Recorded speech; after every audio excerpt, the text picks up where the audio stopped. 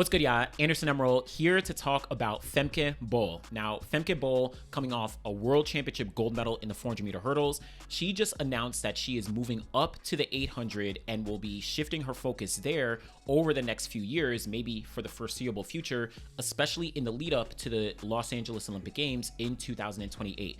She posted a video on Instagram, kind of, very dramatic, very, heartfelt in a sense, that she's, of course, leaving the hurdles and now moving up to the 800. It was a pretty big surprise, I think. I don't think many people expected it, and probably even Femke might not have even expected it. I'll talk about that in a few.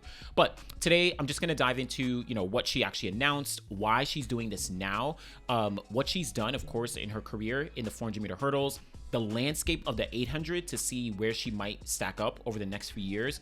Also, I'll talk about where this kind of leaves the women's 400-meter hurdles, considering, Sydney has also might be shifting things. Femke is now leaving.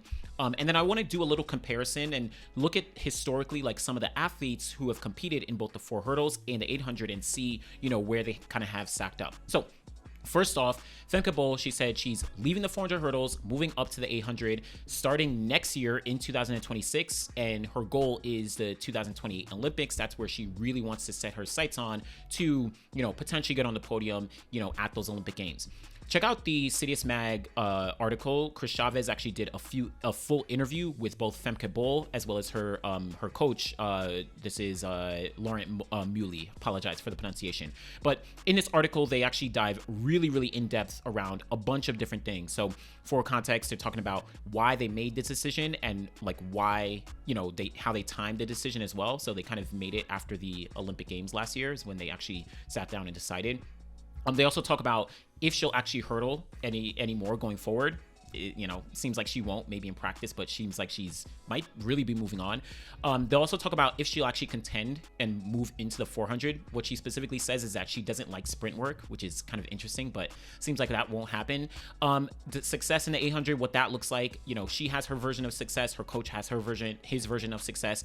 And then also Muley's kind of coaching experience in the 800 and how he plans to approach training with Femke Bol. So definitely check out this full article. Of course, I'm not going to read through it, but do just want to read through this first paragraph just to highlight things overall. Femke Bol said, "We've decided that I will make the 800 my main event for the next years."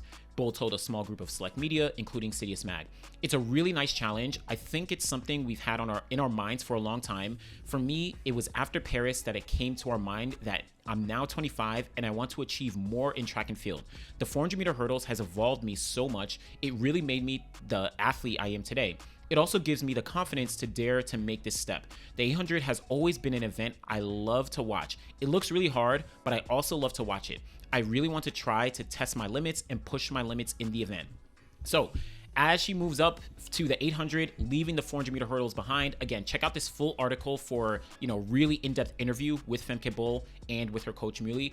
So first off, why is she doing this now? Well, she said that after the Olympic Games, last year where she got the bronze medal, her and her coach sat down and kind of looked at the future, what she wants to continue to do in the sport, how she wants to challenge herself, and they decided to move into the 800. But circling back just a year prior at the 2023 New Balance Indoor Grand Prix, Femke Bol, she broke the 500-meter world indoor record there. Of course, I think later on she broke the 400-meter world indoor record. She did that again in 2024. But at that meet, she actually was asked if she would move up to the 800, and she said that she has no plans to do so. I'll put a clip here. No, I hope not. Unless my coach has some crazy ideas because I'm dressed in, but no, I'm planning on the hurdles mostly. So, her word choice was very interesting. It seems like, it was up to her coach, and her coach decided some years later. So, at one point, it seemed like she did not want to move, but, she eventually did make the move. Now, fast forward to 2024, and after the Mondo versus Karsten 100-meter race, where Mondo, pole vaulter, Karsten, 400-meter hurdler, they kind of like dropped down into the middle, whatever it is. They ran a 100-meter race, really exciting in Zurich. I had the chance to be there. At that point, or I think shortly after, Femke actually challenged Keely Hodgkinson to a race over 600 meters. And this was after the Olympic Games. So at that point, Femke was a 2-time Olympic bronze medalist. She was a world champion in the 400-meter hurdles.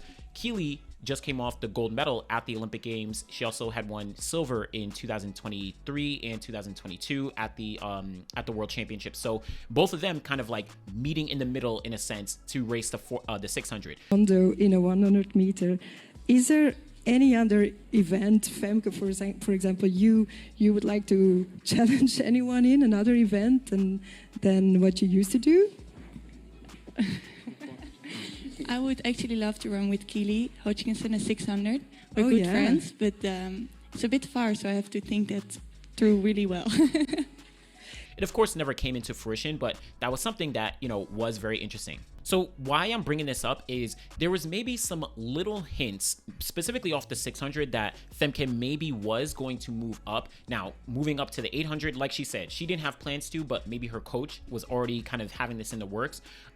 So this maybe is a natural progression, maybe not for us on the outside, but on the inside looking in, specifically with her coach, maybe this was the plan all along. Now, on top of that, considering what she's done in the 400 meter hurdles, there's an argument where it's like she's achieved not everything that you can achieve, but she's really cemented herself as one of the greatest in the events, right? Obviously, Sydney McLaughlin-Levrone, the GOAT, she beat the game in the 400 hurdles. But Femke Bol, she's number 2 all-time, 50.95 seconds, personal best from last year. She, of course, has the 2 bronze medals from the Olympics in Tokyo 2020, as well as Paris 2024. But she now has 2 gold medals at the World Championships from 2023 in Budapest, as well as 2025 in Tokyo. And add to that, she has a silver medal from the World Championships in 2022 behind Sydney McLaughlin-Levrone.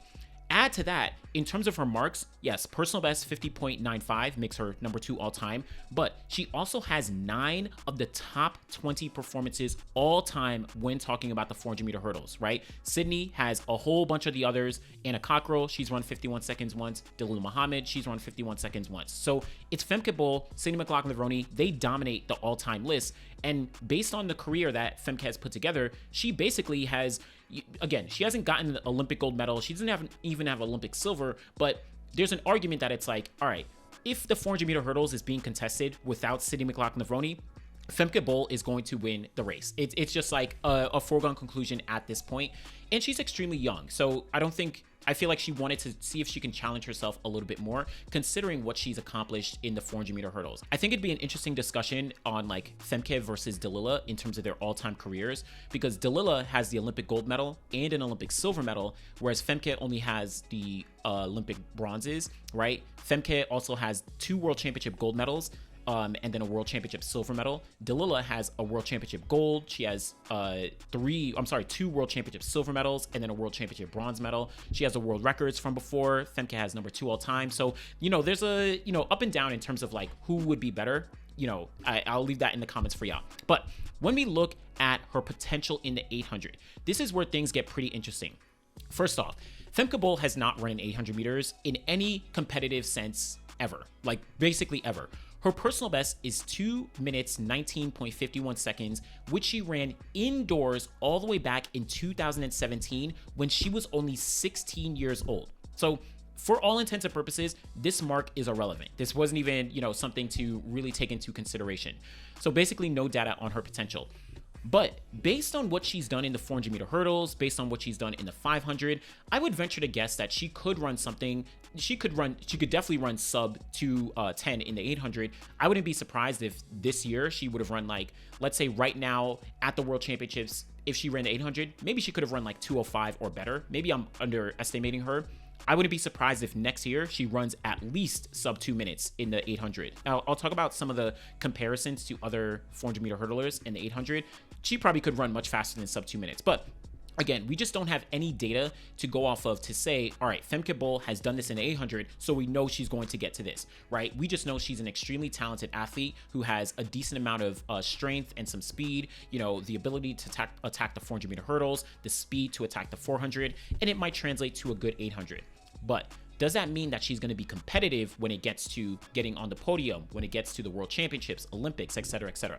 Well, if we look at the landscape of the women's 800 meters right now, and this current state, I would say is, essentially from like 2021 to 2025, right? We're coming off a 5-year cycle. We've had Athing Mu, Keely Hutchinson, Mary Mora. Those have been the gold medalists over the past couple years, or shout out to Odira as well. But look at the women who have competed over this past 5 years, this current generation of 800 meter athletes, right? Keely, she's run 154.6. You have Lillian, you have Georgia, you have Athing Mu. They all have run 154 in the 800 over the past few years.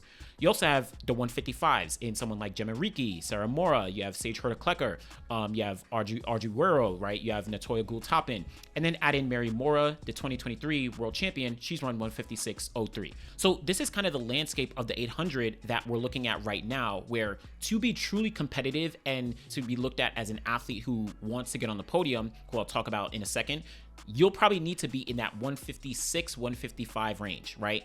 And that's what she likely is going to be dealing with. Again, check out the interview on the Citius Mag website where her coach is literally saying, like, she's not coming into this to just have fun, right? She wants to be competitive. We want to see her get on the podium. We want to see her, contend with the best 800 meter athletes in the world. And these are the athletes that she's going to be contending with. Even, again, shout out to someone like Natoya Gould-Toppin, who's run 155.96, but does not have a medal in the 800 at the Olympics or the World Championships over these past 5 years, right? Shout out to Arjuero, who is a newcomer to the 800 relatively, and now she's dropped 155 this year in 2025. Like, this event has been making a lot of progress very, very quickly. Also, if we look at the race, the Tokyo 2025 World Championship final, we saw basically the deepest 800 meter race in history, where Lilian Odira, she got the win in 154.62, Georgia Hunter-Bell 154.90, and then Keely in third place with 154.91, right? Behind them, you saw 155s, 156, 157. All these women stepped up big time, eventually leading to what was, again, the deepest race in history. 3rd place, 4th place, 5th place, 6th place, 7th, 8th place, all were the best marks for place in the history of the 800. In any 800 meter race, 3rd, 4th, 5th, 6th, 7th, and 8th were the fastest times we've ever seen for those places. That just speaks to the depth of competition that the women's 800 is displaying right now, and that Femke Bol will be stepping up into. On top of that, if we look at all the medalists over the past 5 years, again, 2021 over to 2025, we've seen it take 156 at minimum every time except once to actually get on the podium. 2024, where it took 157.42 to get the bronze, was the only time that 156 was not required to get on the podium. To get the gold medal, we're talking about 155, 154, right? Again, there's been 2022, 23, 24 did take 156, but when you look at 2025 and all 3 women ran 154, listen, that's the landscape of what we're looking at right now. I was just at AFLOS at the press conference where Georgia Hunter-Bell and Keely Hutchinson are talking about breaking the 800 meter world record before we get to Los Angeles. Like, these women are really stepping up their game and showing that the 800 is nothing to play with right now. So yes, getting a medal will be relatively tough for Femke when we look forward to 2027, 2028, right? But I wouldn't say it's absolutely far-fetched because we know that Femke Bol is a very, very talented athlete. And I even think her presence in the 800 over the next few years will even maybe force some of the other athletes to step up their game, where sure, she's not going to be dropping 156 next year or maybe even in 2027, but I do think other athletes are going to have on their mind, oh wow, like this is a very talented athlete coming from the 400 meter hurdles. I got to make sure I'm on my toes because I don't want to lose to someone who's not even doing their quote unquote main event, right? And this is my main event. Oh nah, I'm not going to let that happen. I think all these athletes are very competitive, and seeing someone like Femke, who's very talented, dip into the 800, that's going to, provide some extra motivation. But even though it's going to be tough for Femke to actually get a medal, considering the landscape of the 800, I wouldn't put anything past her because she is dedicated and focused and training to get on that podium, to be competitive with those other women. Remember, her and her coach made the decision after the Olympics last year. So who knows what was kind of transpiring in 2025. Of course, they did go for the 400 hurdles and get the gold medal, but who knows what was kind of going on. She didn't even set her 400 meter hurdle personal best. Do we know if maybe she was dipping into something? Like, I don't know, but this is something we do got to think about. And I think Femke, yes, I don't know if she's going to be running 155, 154, but I wouldn't put it past her to be strategic enough, to train, to prepare over the next few years to make sure that she's prepared to potentially get on the podium in 2028. She does have, a little bit of a buffer time in terms of, the World Championships in 2027 to prepare for that. She will have European Championships, so she'll have some different things on the calendar over the next few years to get the experience of racing the 800, both in one-off races and in championship settings before we get to the Olympic Games in Los Angeles 2028. Now, two other things I do want to talk about. What have other women in the 400 meter hurdles done in the past when it comes to transitioning over to the 800? And there's a few examples for us to actually look at. So first off is Lashinda Demus from the United States. She, of course, is the Olympic champion from 2012 in the 400 hurdles. She has a personal best of 52.47, which she ran in 2011 to win the gold medal at the World Champs. But she has run the 800 and has a personal best of 207.49, which she ran in 2012. So actually just a few months prior to the Olympic Games where she won the gold medal. So a pretty good split there where, again, you're talking about 400 meter hurdles, 52.47, 800, 207.49. That's one data point. Another one is Irena Privalova from Russia, formerly, I guess, Soviet Union when she originally started, but she is the 2000 Olympic champion in the 400 meter hurdles. She also is a world record holder in the 60 meters. She's like she's done a lot. But in the 400 meter hurdles, she has a personal best of 53.02 seconds, which she ran to win the gold medal at the Olympics in 2000. And then a few years later, she eventually ran 209.40 in the 800. So she, again, has some good chops when talking about 400 hurdles to the 800. On top of that, let's talk about Marina Stepanova, apologize for the pronunciation, but also from the Soviet Union. She does not have an Olympic medal. She does have the European Championship gold medal, I think from the 1980s at some point. She actually originally was in the 800, and then she dropped down to the 400 meter hurdles. And in the 800, she actually ran a hand-timed mark of 159.8 seconds. But in the 400 meter hurdles, some years later, she eventually ran 52.94 seconds, and it still stands as one of the, she's one of the top athletes of all time. So she has some strong chops, but slight difference, she dropped down. She started in the 800, moved down to the 400 hurdles. So there's a little comparison there. Let's go more current. Shamier Little from the United States. Of course, she's the two-time World Championship medalist from 2015 as well as 2023. 400 hurdles, she has a personal best of 52.39 seconds, which she ran in 2021 at the Stockholm Diamond League. She recently ran the 800 and ran 204.39, and this was in the same year in 2021. So again, that's a pretty good split of 52.39 all the way to 204.39. Let's go a step further. Two other athletes I want to take a look at. Anna Hall, of course, the gold medalist in the heptathlon at these recent World Championships. She, of course, has some good chops in the 400 meter hurdles. This year, she ran 54.43 seconds. And in the 800, we also saw her run 201.23. So, of course, the 400 hurdles, she hasn't specialized in it. She hasn't really focused in it, but she has run a very strong 800, especially for a heptathlete. So shout out to Anna Hall. Last one, more recent, from high school, Natalie Dumas. She, of course, did a triple at the New Balance High School Nationals where she won the 400, 4 hurdles, and 800. Personal best in the 400 meter hurdles of, let me bring up her personal best. Personal best of, where's she at? She has 55.99. And in the 800, she's actually run a best of 2 minutes flat. So some good range there of someone like Natalie Dumas, who's also very, very young.